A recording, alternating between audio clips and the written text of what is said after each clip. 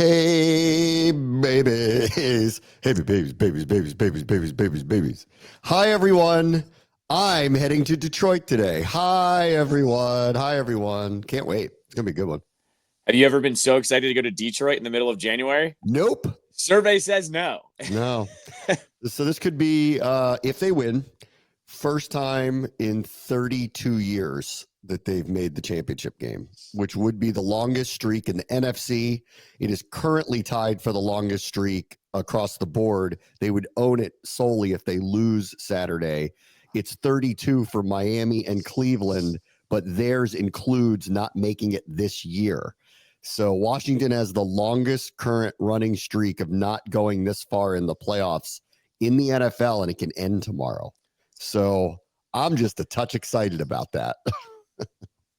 I think as the week has gone on, and I kind of knew this was going to happen, that we thought on Monday things were going to be closer than the spread indicated. But after really looking at them and looking at us, I don't know. Like this one feels cooler only because we've looked at both sides of the argument now ad nauseum for the last 5 days, it seems.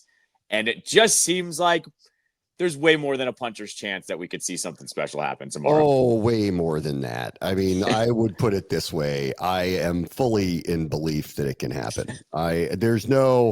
This would be an upset. And the more I look at it, less of an all-time upset and more of, I don't know, man. Like, this team hasn't lost by that many points since week 1.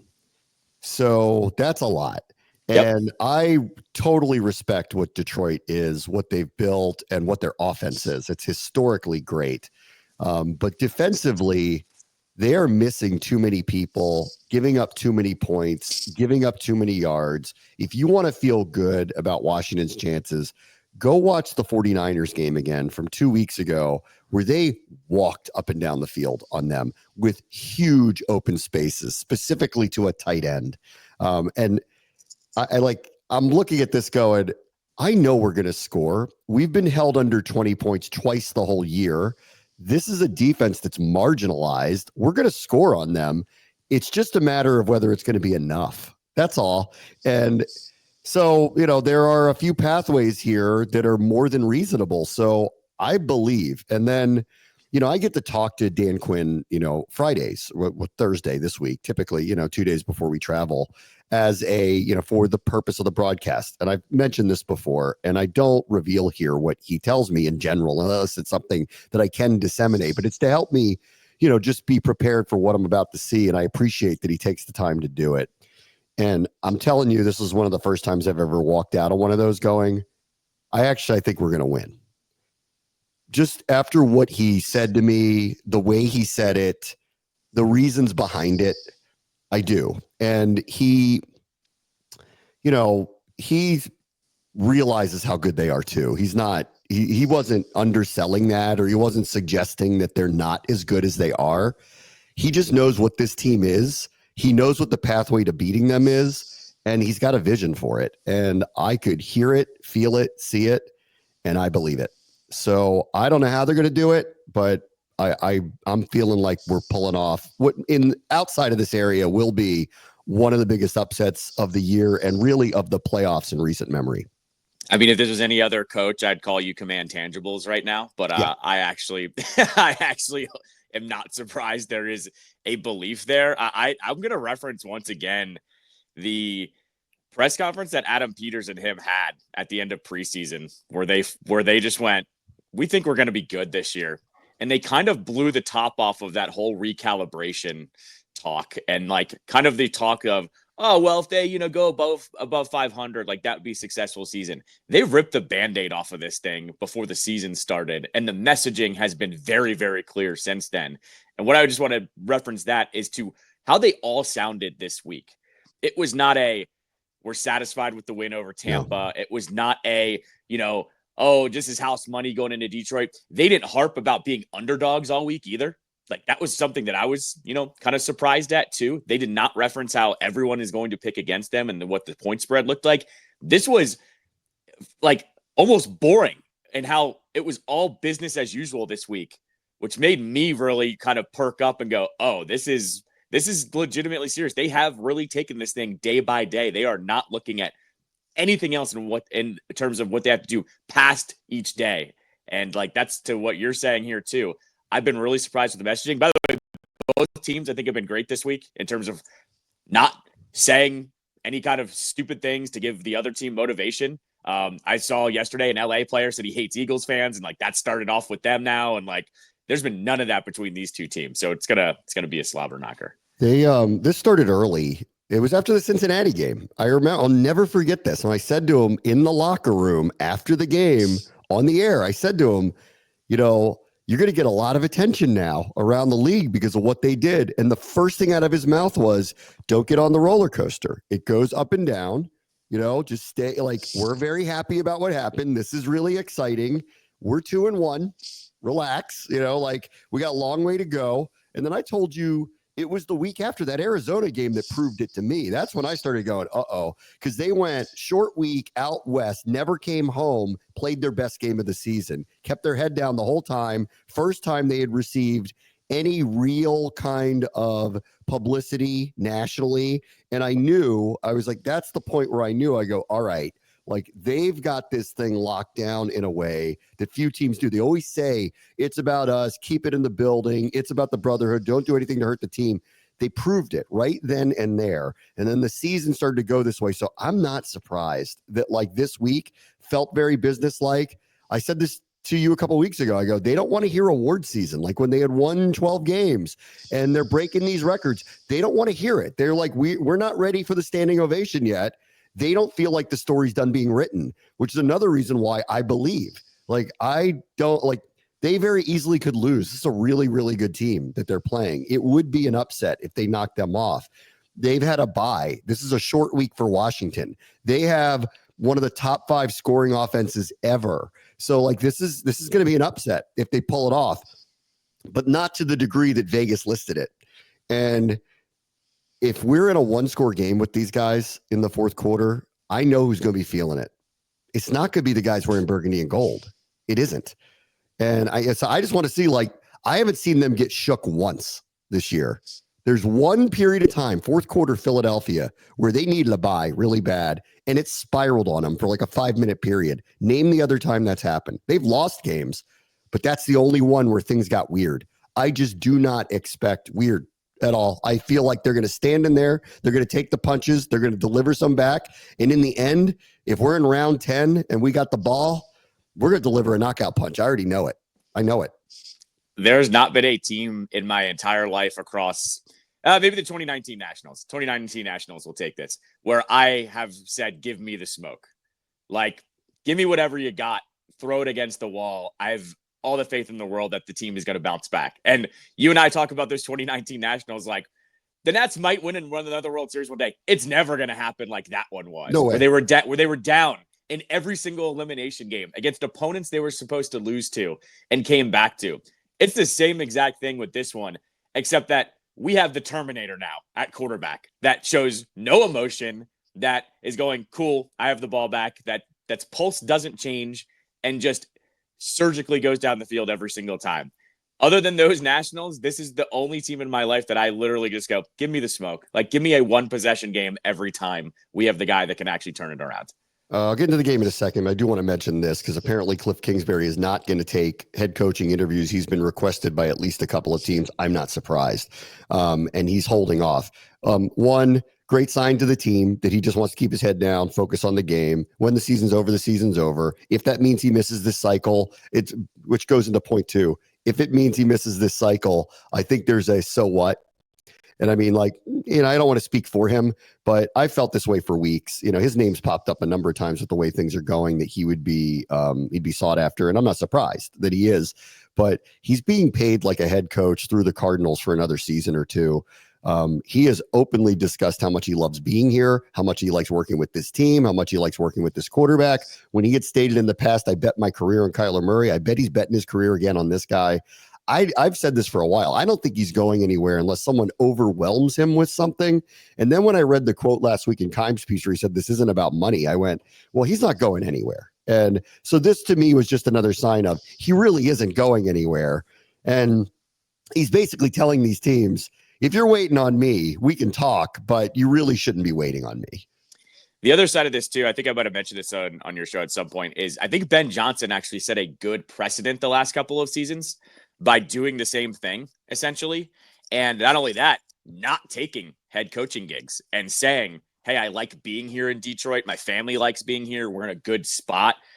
This has been kind of it's funny. I always say this too, whatever generation is coming up job wise, the millennials, we see it all the time. A lot of times it isn't about the money. It's about being happier in a situation. And it's permeating now in the NFL. We've seen players retire early because they're not happy playing football. I think this is also it's Ben Johnson being the first one that was highly sought after to just go, I'm happy here. I don't want to go anywhere.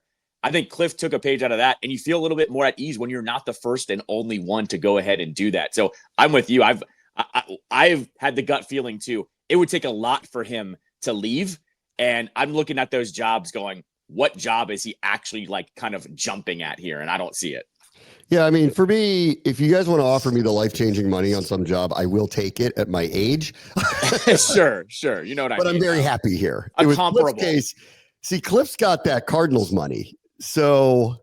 Right, exactly. He's really in no rush unless it is the perfect job. And dude was in where? Cabo? Was I'm good. I don't need to do anything. And then his agent I do have to say this about Ben Johnson, though. If he does take the Raiders position, it will kind of be an odd choice, in my opinion, with no obvious quarterback there to work with in a division of heavyweights. The team hasn't won very much for a long time. It will be a weird choice if that's what after everything and then seeing what happened here and turning this down, it will be an odd choice if he actually does do that. I 100% agree on that one. The only thing I can think of, and it's because Mark Davis would do it, is if he's coming in and he has full autonomy over everything. Probably. That's the only reason I think he would take that job. He's got to get the Belichick, the Rivera treatment where he gets to pick the players. I'm with you. If it's not that, though, that's a weird one. Really, it is a weird choice. It sounds like Brady's very involved with all of it. Yeah. And by the way, it is true. Brady has no access to any of the team broadcast meetings. Yep. I found that out yesterday because I was just talking to people about I was asking some of the PR guys, I'm like, how's your week been? And they're like, actually not so bad. They were saying the requests weren't what they thought it would be. And I'm like, well, how's Brady? And they're like, oh, he's not allowed to be part of this. Yeah. I was like, oh, it's true. Yeah. They've kept him out of that stuff. Anyway. Yeah. All right. Let's get into the game a little bit. All right. This guy, Jahmyr Gibbs, is in my opinion, the problem.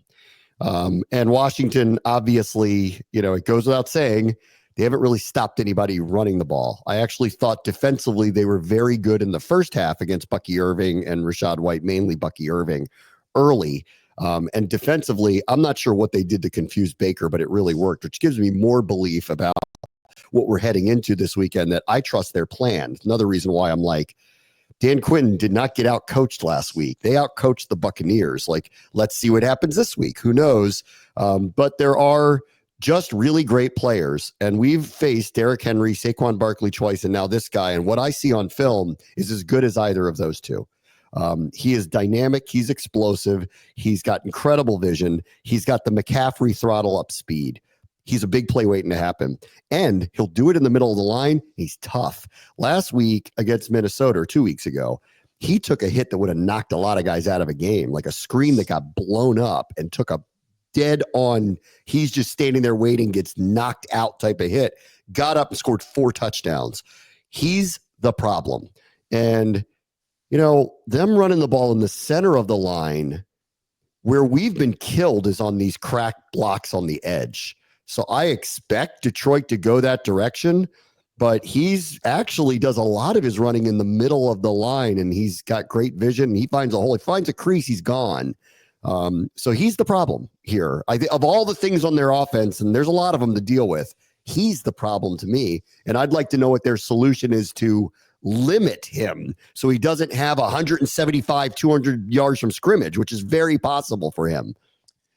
This one feels like a little bit how they played that second Giants game. Remember, they kind of let the Giants run the ball because they couldn't score as fast, right? I feel like this is going to be the flip side. Like, I feel like they're going to put themselves in a position to stop the pass, make sure Jameson Williams does not get over the top, make sure Amon-Ra doesn't beat them deep, and they're going to try to stop Gibbs and limit him to some degree. But I think they're going to try to say to the Lions, run the ball and try to score fast, and they're going to hope that they can stop Gibbs here. I'm with you. He's the player that scares me the most. I had him in fantasy this year, just full disclosure. So I, of course, had an eye on him way more than any other Lion, essentially. And the dude just rips off chunk plays like nobody's business. Like the amount of notifications I would get this year that he ripped off a 30-yard run, 40-yard run, 50-yard run. It was every single game. He's dynamic. And as you said, I actually think the most impressive thing about that Minnesota game was that was one where he didn't have Montgomery up by his side either. Like, he fronted the load on that one, which tells you that he's even fresher than you think he is too. So a couple weeks rest on that too. It definitely worries me as well. Yeah, he's not just part of a good offense. I think he's the engine that stirs it, really. Yep. It's the offensive line in him. You can't just play back because you don't want to get beat over the top. You have to play up front with them because he'll kill you. Like, he's got that Christian McCaffrey speed in him. He'll kill you. So he's dangerous. Here's a number you're going to like, though. Dan Quinn versus Jared Goff.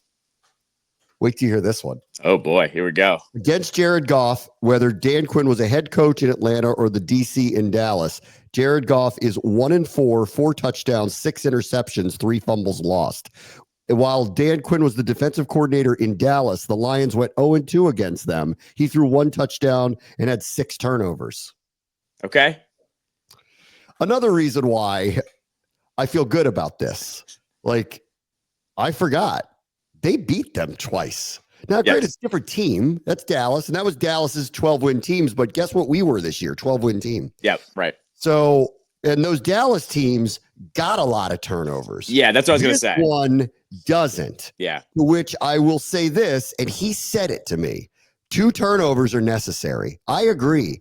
They can't have the ball 12 times and not turn it over twice. They're going to score too much. Yep. Like, that's the issue here. I know they're going to score. I know we're going to score. Are we going to score enough and as quickly as we need to? Because if you do go back to that 49ers game, the Niners walked down the field on them. It was no resistance. Walk down the field, walk down the field, walk down the field. Their kicker had a terrible day. He missed like 3-4 kicks. Still, walk down the field, no problem on them. But the Lions score so fast, if you don't turn them over, you're in a track meet with them. And I don't know if we can win a track meet. We haven't been in one. We haven't been in one where you've got to score 42 to win. We haven't had that yet. And they've won every other possible way. They haven't won that way yet. And I don't think this coaching staff wants it to be that way. They're describing a game plan that has a couple of turnovers, maybe controls the ball like they did against Tampa, tries to switch things up defensively so it fools them at least enough like they did with Tampa early, maybe gets a couple of punts out of them, and then all of a sudden the game's just close and we're not going back and forth playing tennis. And that's what I think is the concern here against them. No, 100%. I think the closest thing they had to a track meet was the end of the Eagles game. I think that was about as close as the second Eagles game, of course.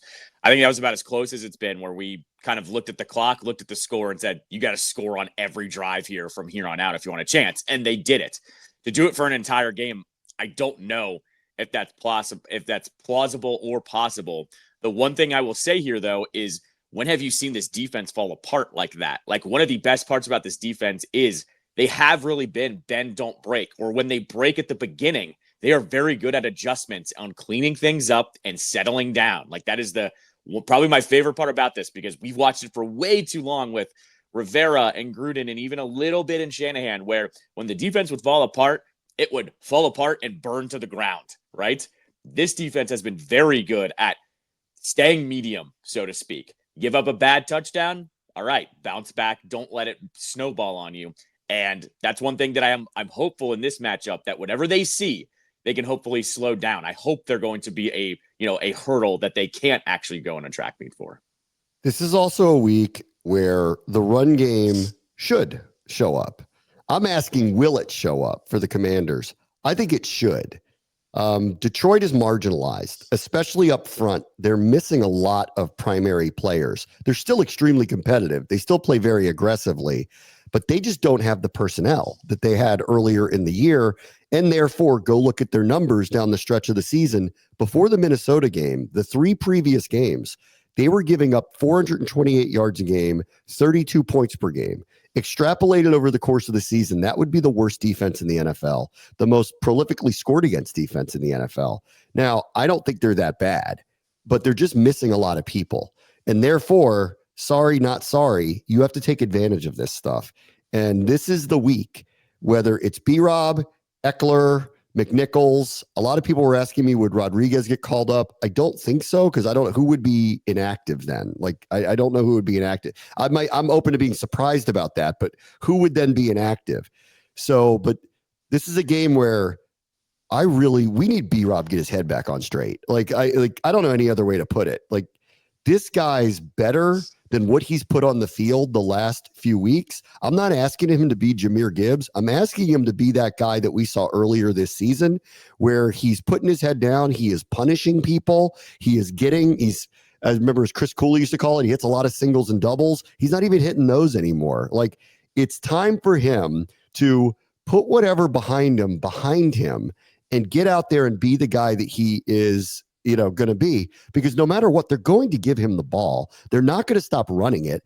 They determined, we saw this last week. I thought the quote from Cliff Kingsbury was hilarious, where he was like, now that I work for Dan Quinn, I now know that my better judgment is being tested here. Because in the past, when the run game wasn't working, I'd just air it out. Yep. And he's basically telling me, do not do that. And last week, the stat of the year was they had the ball for 35 minutes and didn't run the ball effectively. They ran the ball 33 times for 82 yards, but had the ball for 35 minutes. They couldn't run the ball, but held time of possession. It's really nuts. This week's different. That is a really good run defense they faced. This is not. They have an opportunity here.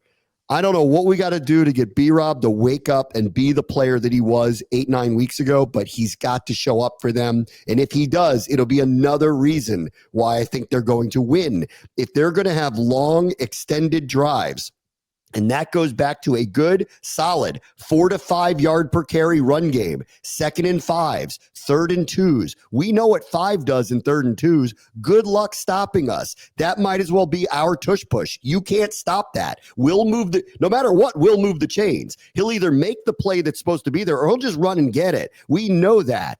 We need B-Rob and Eckler to show up and be the players that I'm not worried about Eckler. I am worried about Robinson. He needs to be better. He needs to be the guy that he was earlier in the year. And if he is that, then we got a real shot to knock these guys off.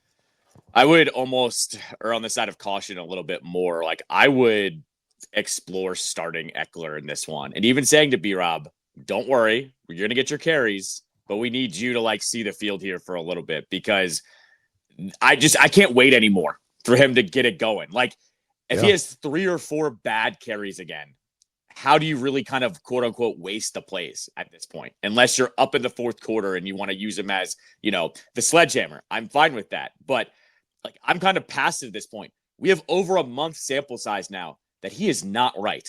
And I don't know what it is. Don't know if he's banged up. Don't know if he's just not comfortable in this offense at the moment. But I don't know if he's not getting it going by the 1st quarter. It should be a lot of Eckler and whoever is backing up, on Saturday. McNichols. So yeah, I mean, give me a lot of Eckler and McNichols, and then if you want to wrinkle it in with a 3rd and 1 and throw him in there and say be the sledgehammer, fine. But I'm kind of at the point now where I think you have a better chance to, as you say, hit the singles and hit the doubles with those two than it is with him at this point. I'm hoping, because I don't know what's going on there, and I just want to see him be better. So we'll see. Let's see.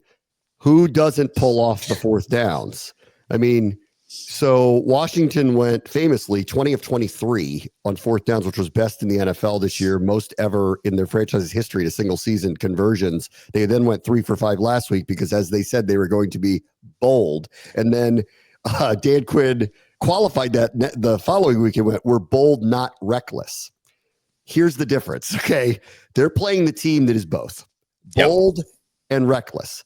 And here's the other thing that's going to happen in that stadium.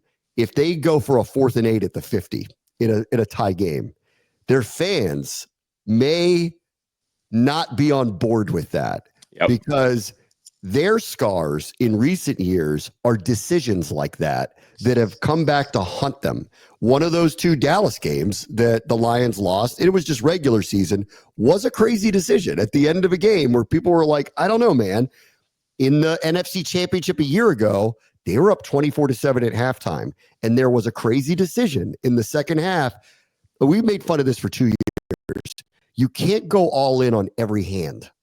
They do that. So I agree with Quinn's bold but not reckless. I actually thought one of the ones they did a week ago, Washington, was a little reckless. The one in the fourth quarter before they got the fumble where they had 1st and goal at the 1 but went backwards and had 4th and goal at the 4, I just would have said, you know what? Just kick the field goal. Take the points at this because the game was close. I'm like, I'll trust my offense again. Take the points. They didn't. It blew up. Fortunately, the gods decided to hand them a turnover and allow them the opportunity to take the lead again. Will Detroit, it's going to be actually interesting either way. If they're in a 4th and 3 at the 20 and they don't go for it, Detroit, their fans are going to think that's weird. And if they do go for a 4th and 9 at their own 35, people are going to be like, oh my God, here it happens again. That's right. So their reckless reputation may haunt them in a game like this. We expect our team to go for 4th downs. Few of them have been, I think, where you're like, I can't believe they went for that. Many of the ones that Detroit's done in the past have been all right, man, take it easy, dude. I appreciate how confident you are in your team, but come on now. So are we going to have 1 or 2 of those in this game? And who doesn't pull that off could be a difference too. Shout out to the NFL. They had an Instagram post yesterday where it was Quinn up against Campbell, like face to face. And they said, and it was I think it was like 15 slides of both teams going for it on 4th down this season. And they said, which Danalytics will win? Danalytics. Danalytics is something you should probably steal on that one, but I'm going to steal Danalytics. That's pretty good. It couldn't be more correct. Both of these teams are just bold as hell. By the way, they both look like alternate like cousins or something. They are like, they do. It's very, it reminded me of how like Bruce Boudreaux and Barry Trotz, they look like a good and an evil version of each other. They kind of remind me of the same cloth that way a little bit. Probably something to do with them all being older, kind of a little bit bigger white dudes that are bald. I think this is a little more Clark Griswold and Cousin Eddie, a little bit. I mean, a little bit of that. A little bit of that. Yeah. But yeah, when it comes to them being bold, you and I have talked about it for 2 years now. Like that is what bites them in the ass, essentially, is he goes for it. And that's their identity. But if it's your identity and you're living and dying by it in the playoffs, good luck with that. Like, you know how this works. So being reckless like that comes back to, to bite you in the end. And so I don't know. That's what I'm thinking it hinges on. And if we're saying 2 turnovers, are we counting turnover on downs? Because I feel like we're going to get a bunch of that, happening on Saturday night too, both sides of the ball. It could be. All right. Wish us luck. We'll be right back. Bram and Callow Show, ESPN 630, the Sports Capital. All right, welcome back. Finally, I have seen something in next year's schedule that makes me happy. So they designate the new thing is they designate who will host the international games without saying who the opponent will be yet. I guess they wait for the schedule makers to make that. We're not going to London. We're not going to Germany because the Germany home game is the Colts, and Washington doesn't have the Colts on their schedule. But they did designate the Dolphins as the home team in Madrid, Spain. It would be a first game in Madrid, Spain. And guess who has a road game in Miami next year? Ye olde Commanders.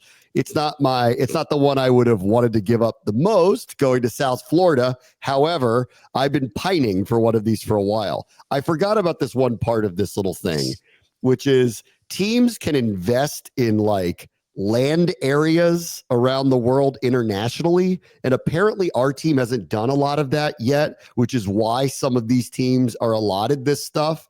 The Eagles are probably going to be the first game in Australia when that happens. Yep. I don't remember what happened in South America. One of the two or both were like kind of invested as the team of Brazil type of thing. And I think in Germany, some of these teams have kind of done that. The Patriots did, and therefore why they went there a couple of years ago. We haven't really done that, which is part of the story, I think, why we haven't gone. But we got a pretty good shot here. They don't typically do division games, so that eliminates a couple of their home game, 3 of their home games from being it. So we got like a 1 in 4 or 5 chance. And I got to look and see anybody else that's going overseas. Like if they're playing the Colts at home, they're not going to make the Colts go to Germany and Madrid. So I got to see. It's probably like a 1 in 3 shot that we're the team that goes to Spain next fall. Once again, number 5 is going to be the guy that the NFL wants to push next year too, whether anyone likes it or not.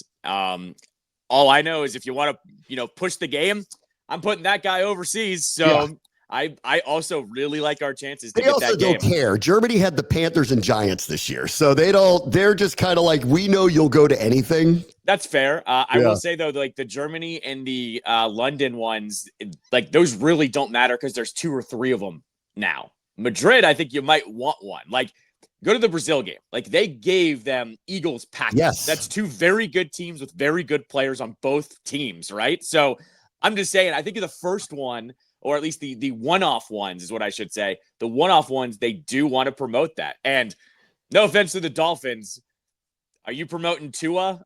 Do they even have Tyreek next year? We don't even know. So, I'm just saying, they need to pair them with someone a little bit better, I think. I'm pumped, man. I feel like it's going to be us. I don't know why. I just do. I'm excited. So we'll see. We'll see if we end up going to Spain next year. All right, let's get to the other playoff games. The Chiefs won by 8+ points 4 times this year. That's not a lot for a team that won 15 games. Yet the spread's bigger than that this weekend as they take on the Texans, which kind of tells me that Vegas really doesn't like Houston. I mean, it's not like the Chiefs are doing that to anybody. And I'm just going to listen to Vegas on this one. I'll put it this way. Nothing screams an upset about this. Will the Chiefs just kind of get by again? Maybe. There is, I recognize, I thought Houston played very well, specifically defensively a week ago. And I don't want to brush over, I don't want to push over that. I'm not calling it a bye week either. I don't want to brush over that. I thought the Chargers would beat them because they're very up and down on offense. And I think that's probably the part that's got me here. Chiefs off a bye. So not unlike with the Lions, you're going to expect a couple of things you didn't see before. Like that's another thing with the Commanders and Lions. These guys run a lot of trick plays, hook and ladders, fake punts, throw to the tackle, all this crazy stuff. They've had a week to think about that stuff. And so I expect 1 or 2 of those to pop up that we haven't seen yet during the game. If I'm Houston, I'd probably feel the same way here. Expect the unexpected. You're going to get a couple of trick plays. I don't see any reason. I really just don't see a path for Houston because I don't think their offense is consistent enough. And the Chiefs' defense is the reason why their record is what it is, not their offense this year. So give me Kansas City to win 23-13. I think it's going to be closer than that. I think this one gives the same vibe that the Chiefs have won all season long. And I actually like the Texans defense, like you just mentioned, way more than their offense. And that's exactly how the Chiefs have been played this year. They haven't been the same offense. I don't expect them to fix their offense overnight. I'm going like a touch lower scoring, a touch closer. Give me like a 19-13 type game. Kind of an ugly score, not a lot of touchdowns. The Chiefs figure out how to get it done because that's what they've done all season long. And, Texans, good on you for winning a game against the Chargers. You guys are still in your typical Saturday spot, though, because nobody looks at you as like a premier team. So I do think the Chiefs win this one. I will say this, though, just one little blurb here, because it was really funny to listen to Chris Canty yesterday on Sportsmanlike on our airwaves. He was like, I'm just throwing it out there. Imagine if Houston does win, what that does to that Ravens-Bills game on Sunday night. All of a sudden, both of those teams are going to be bugging because it's going to be, we're going to walk into the Super Bowl and be the favorites. So I will say, there's just a tiny part of me that is going, please, Houston, do this, because I want to see Lamar and Josh Allen just go crazy on Sunday night. But I mean, honestly, as a fan of the sport, I don't want Houston to win. I want the Chiefs to play the winner of that other game. That's fair. I'll give you that. And maybe the rest of America's going, we kind of want Detroit to win. Sure. because they're like, they've become beloved all of a sudden. Right. I would just say to you, our guy is closer to Mahomes than their guy, and you're going to love us soon too. So just get used to it. If the unthinkable happens, and I'm not looking ahead here, but like, how can you not look at the scenarios? If we were to somehow make it to the Super Bowl and the Chiefs make it there, you do realize Washington becomes America's team at that point. Like, overnight. Whether the NFC East fans like it or not, nobody wants to see the Chiefs win 3 in a row. Nobody wants to see Mahomes win again. All of a sudden, Washington becomes America's team. So that's just how America feels about the Chiefs right now. So that's all. Like, and I'm not thinking about that in depth at all whatsoever. Let's see. Sunday, Inner Excellence by AJ and Sean McVay. AJ will bring his books. McVay will bring his game plans. Heard it's going to be really freezing in Philadelphia, so that sucks for them. I mean, I trust the Rams. I just don't think they're as good a team. So you have to ask this question because we've been waiting for it all year. Will the Eagles implode? Because if they don't, ... it means they're going to win. And I think they will. I know everybody's waiting for them to kind of blow up, and I've been waiting for it too. And I think the test of that would have been after they blew that game against Washington late in the season, where the division suddenly was kind of on the line. They were kind of not going to get the 1 seed anymore. That was the point in time where they finally lost the game. Are they going to hate each other again and stop playing, hard for one another? And they turned around and killed Dallas. And I know Dallas had all these injuries, but they killed them in that game. So I buy them at home to not implode. I think they're a better team. They'll give up some points to the Rams. Those receivers are kind of too good. Stafford's kind of too good. But I just think on the whole, they have a way better roster than them, and we'll see them in the NFC Championship next week. I will say this, though. One of the most important matchups is going to be coaching. And do you like Sean McVay or do you like Sirianni in a game of this magnitude? Did you read the piece this week that was written out of Philadelphia that was like the players actually love him? You've got it all wrong. Did you read that? I did. I don't believe that. Neither do I. Yeah, exactly. That felt very copy paste Adam Schefter tweet to me. That somebody was like, "Hey, you want to write this one?" Because dear Mr. Editor. Right. I'm not buying that. And all I'm going to say is this. McVay's a really good coach. We've seen him be unconventional when they need to get some wins. And I'll say this too about the Rams. I like their makeup. They have a really good mix of veterans and talented young players. So you get that mix of having really hungry young players and then veterans that'll do whatever it takes to win. Don't be surprised if this is really close for 3 quarters and then we see what happens, because the Eagles, once again, their game plan just defaults to, it's a close game in the 4th quarter, give the ball to Saquon. I'm just saying, I got a funny feeling about this one, that the Rams are going to take this to the wire, and we'll see what happens at the end. I like LA's makeup. That's all I'm saying. I think the Eagles win, but I like LA a lot. In this game. I think this is going to be like the first Commanders matchup, where that young defense, it breaks late. Yep. That it's a tidal wave. The field gets tilted. It's too much Saquon in that offensive line. 28-17 Philly. Give me 2017 Philly. But same question here.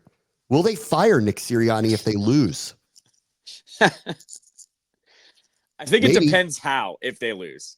It depends how they lose. Blown out, they will. But if it's some unthinkable outcome, sure. But I don't know. Yeah. I don't know. Maybe. All right. And then Sunday night, MVPs meet. Oh boy, this is game of the weekend. Well, we might have it, but this is the one I think the rest of the country's going. Show me who the real MVP is. Yep. Freezing cold Buffalo, jumping through fire tables. Baltimore in the playoffs, Buffalo in the playoffs. Both have had big wins. Both haven't had legacy defining moments yet. The closest thing that Allen's had was the crazy game with Kansas City a couple years ago that went back and forth, where they scored. They scored 28 points in the final 2 minutes, and then they changed the overtime rule because the Chiefs got the ball once and the Bills didn't get it, and we all felt unsatisfied by that. The overtime rule changed because of that. Lamar, I think, needs to get to the Super Bowl to try to really shut everybody up about his greatness. He hasn't played in it yet. This is a big moment for both of these guys. It's a big, big, big spot for both of them. It's going to probably cast doubt on how great either one of them are, in the end. because one of them is going to see another season where they didn't get there, and they both belong there. I will say this for Baltimore. If you go through their schedule, they have been not just big in the big spots, they've been huge in the big spots, mainly this year. It started with the loss in Kansas City, but that was the Isaiah Likely's toe was on the line, or they would have gone to overtime with them. I was looking at their schedule earlier. Let me pop it up real quick because, like, listen to these. After the 0-2 start, they had a run where they won 5 in a row where they beat the Cowboys with Dak, early in the season. Killed them. They killed the Bills 35-10. They beat the Bengals. They beat us in what was lopsided. They scored 41 on Tampa Bay and won that game. They scored 41 on Denver. Think about what that feels like now. They scored 30 on the Chargers. They beat the Bengals again by scoring in the 30s. As the season came down the stretch, they played at the Texans and won 31-2. Yeah, that was the Christmas game. Yeah. I can't believe I'm doing this, but after reading that, I went, you know what? Give me Baltimore. Give me Baltimore. I think Baltimore's going to knock them off. I love Buffalo. I love Allen. I think they're great. Their crowd's amazing. They do not deserve to lose at home again. Like, these people deserve a win. But those scores in those, like, not just beating the good teams, running them off the field. Give me Baltimore to knock them off. I'm gonna go against you here. Give me Buffalo, because there's one key thing here about all that scoring. There's no Zay Flowers again this week. He has this knee injury that he hasn't practiced for the last 2 weeks. He's not going to play. I think these are the difference makers in this spot. And Zay Flowers is their bar none, their best wide receiver. And you know what's going to happen in this game? The Buffalo defense is going to stack the line. They're going to say, run the ball with Lamar and Henry. We'll be ready for you. And the Buffalo defense was awesome last week. They gave up that first touchdown to Denver and didn't give up another one for the entire game. I think it's going to be the Buffalo defense that's the difference maker here. And not having a guy like Flowers, it's the difference here. And Allen, you could go, player for player and argue that their skill position players are probably worse than the Ravens. But I look at Buffalo and go, that's been their offense all year. Allen has done his thing. I think Buffalo wins this. I think it's a little bit closer, but I think it's the Buffalo defense that steps up here. So I think Buffalo wins at home. One counterpoint to that. Off of Baltimore's win last week, everyone said Pittsburgh stinks, fire Tomlin, they're the worst. What if maybe it was a little bit of the other side? What if maybe they just lost to a juggernaut? No one's thought about it that way. And I guess we're going to find out this week. That loss by Pittsburgh's going to look a little different if Baltimore wins this weekend. No, I agree. But now they're starting to do the Steelers statistics. The last playoff game they won was like 10 years ago or something like that. Like, they make it in and don't go on. So the track record is there that the Steelers aren't winning in the playoffs. Not to mention, though, dude, we talked about it. The Steelers down the stretch were god awful. They were bad. We knew they were. I agree with that. I'm not trying to, gaslight the situation. I'm just saying they had 200 yards rushing in the first half. Maybe they're this good. They were dead team one. So yeah. All right, let me take a quick break. Bram wants to show ESPN 630 Sports Capital. Well, we have a few minutes left. I did see today that Al Galdi posted a podcast, longtime colleague of mine. I worked at 980 with him forever. I love Al. Everybody loves Al. Nobody cannot like Al. Al is one of the hardest workers in our business. I love his professionalism. I love the way that he's very different in the way he presents. He's unique in the way he presents. I love Al. Al's great part of our media ecosystem here. And I had heard last week he was ill, but no one told me exactly what it was. And apparently today he did reveal that he has an autoimmune issue that's going on, but it was nice to hear his voice back, because if we're going to do something we haven't done since 1991, there are certain people that should weigh in on it. And Al is one of those people. So I'm glad he's back up, feeling good enough to pick up a microphone and talk about the game this weekend. And I hope whatever's going on with him is behind him. So I'm glad to hear you're back, Al.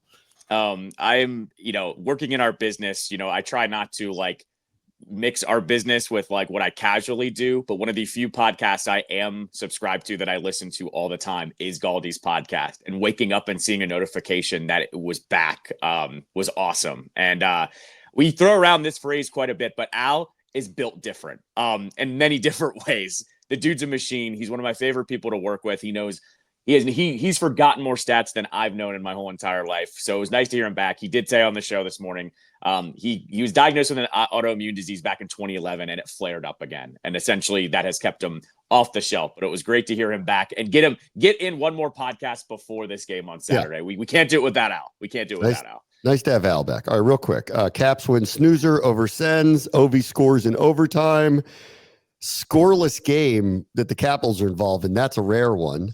I guess the good news is that was Logan Thompson again in net, right? So it's back-to-back shutouts, back-to-back shutouts. Yep. Oh, so all right. The storyline that I've been harping on is what is Logan Thompson going to do? Handed this first, this number one goaltending gig.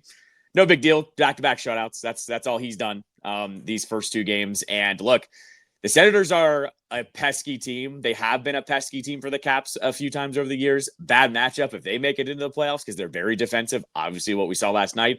But it was really fun to see Alex Ovechkin just go, give me one shot here. He does it. They win in overtime. And of course, Ovechkin wins it in overtime. So happy to see that one happen. Yep. All right, everybody. Have a great weekend. Oh, I can't wait. Talk to you all on Monday. Bram watch the show, ESPN 630, the Sports Capital.